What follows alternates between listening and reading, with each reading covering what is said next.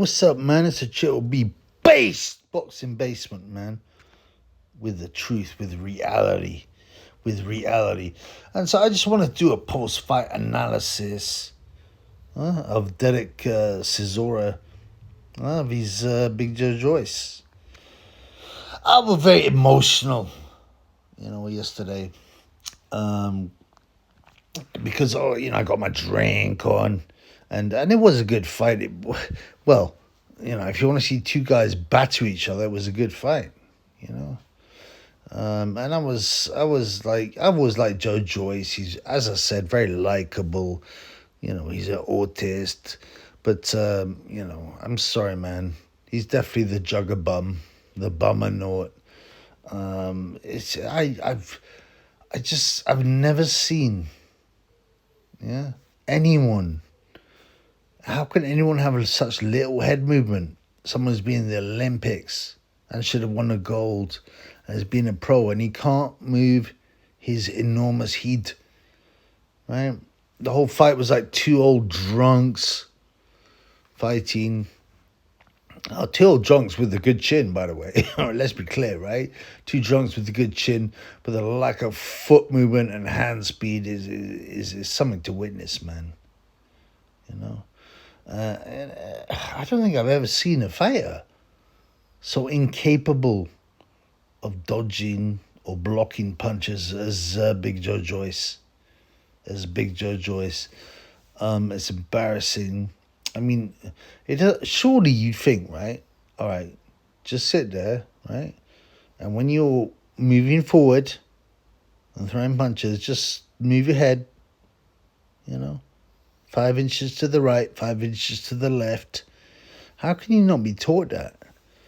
A guy like Joe Joyce as well, I've seen him do nunchucks.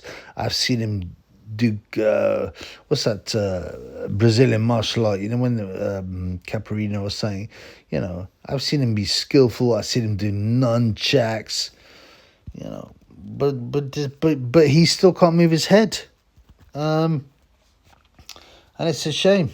It's a shame, It's a shame to see a guy with so much heart,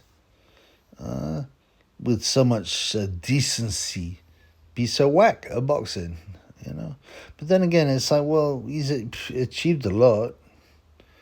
Has he been cracked by Big Bang G-Late Jong? Yeah, I think so. Some people say, well, his chin was decent, Joyce. He kept on taking punch after overhand right. I mean, all Chisora had to do was toss an overhand right, and it always landed on Joe Joyce's chin. You'd think, well, hang on, mate. Maybe I'll change my technique. Maybe I'll put, my left hand up and try and block it. Or maybe I'll just move backwards by 6 inches. Or maybe I'll just move my head. But no, Joe Joyce sitting there with a stupid look on his face, taking punch after overhand right after overhand right. It's just bizarre. I've never seen a guy at this level be so whack. But obviously, he traded on power. He traded on work rate. He traded on his chin. But things have changed. He's 38. The Big Bang cracked his chin. Someone say, oh, no, he didn't. Joyce took loads of punches. Yeah, he took loads of punches from Chisora. He was a decent puncher, but he's not, a killer. He's not a heavyweight version of a Gerald McClellan or Nigel Benn, right? But he's still, and it's no good. It's no good. All this stupid nonsense, everybody got a plan until they hit me in the face and nothing happens, innit? I mean, come on, Joe. I won money on Joe Joyce against Dubum and a couple of other fights.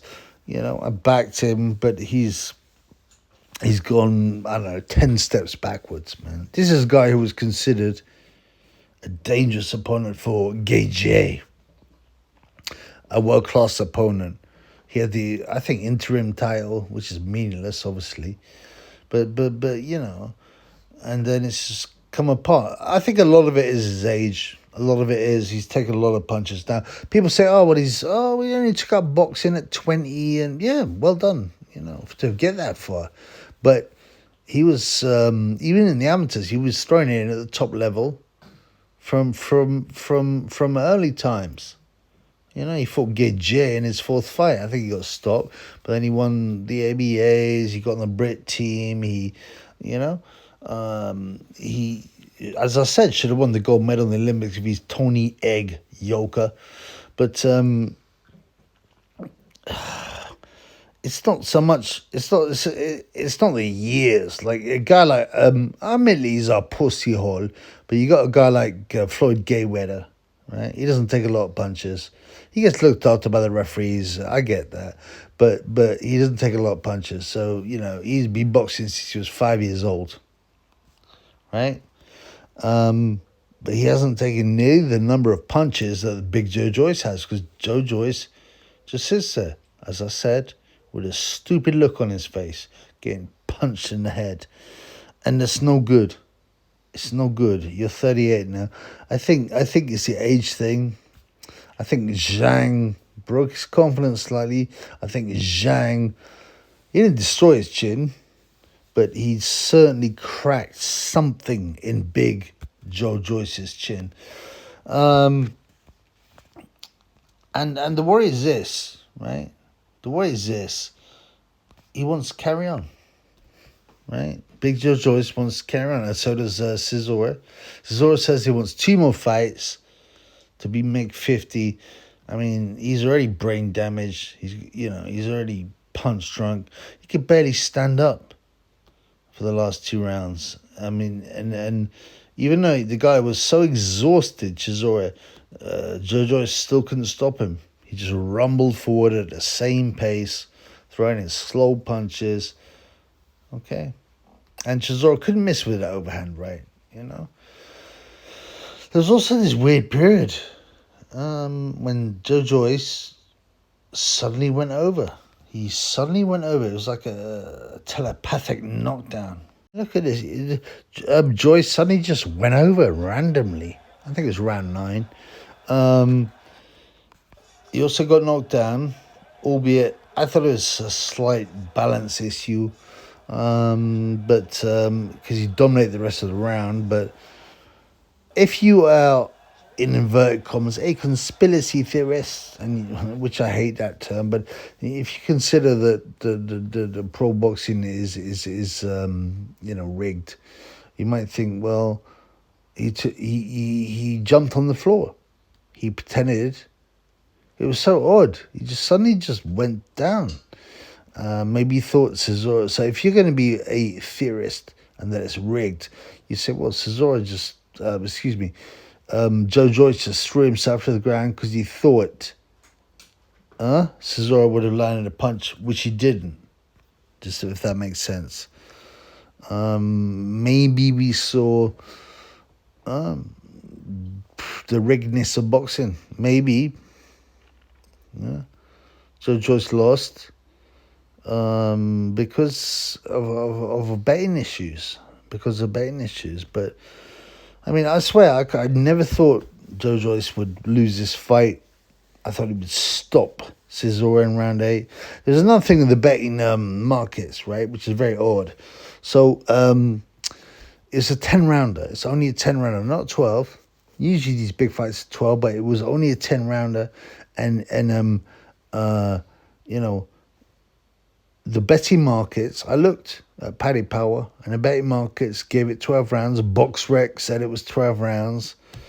So it also means that betting companies can disqualify a lot of bets. Go, oh, sorry, we've disqualified this bet because, it was wrongly priced because it wasn't 12 rounds, it was 10, right? Some people argue that boxing outcomes are regulated by, by the money that comes on, a fighter, and it always, benefits the betting company. It's not impossible. It's not impossible. At the end of the day, I would say both of them are bums. The Jugger bum, Derek Chorizo, they are shot. They are battered. They're 40 years old or thereabout, right? It's time for these bums to retire. Chisora says he wants 2 more. Joyce, even after the fight. I mean, he's got that. He's likable. He's had that stupid look on his face when he goes, I really enjoyed that. You remember he got knocked out by Big Bang Jilly Jong, flattened in 3 rounds. He goes, yeah, I really enjoyed that. I mean, that's a level of autism that isn't normal, man. I love autists. I'm a bit autistic myself. But, that's a level of autism, of stupidity. Yeah, I really enjoyed that fight. I'm like, what the? Big Joy, you got battered and ironed out. But, so he will probably go on, Joyce, Chisora as well. And it's a shame because they're both multimillionaires, right? Obviously, you can always make more money, but what price health? What price health? And as I said, from the bottom of my heart, from the kindness of my heart, I'd like to see them both retire. It won't happen. It won't happen. But again, I will say it was an emotional fight. It was violent. It was action-packed. And that's why we love boxing, isn't it, Matthew? As Adam Smith would say. But if anyone's got any heart and decency, they would say, listen, both you bums have to retire. Both of you bums, the Jugger bum and Derek Chorizo, need to retire.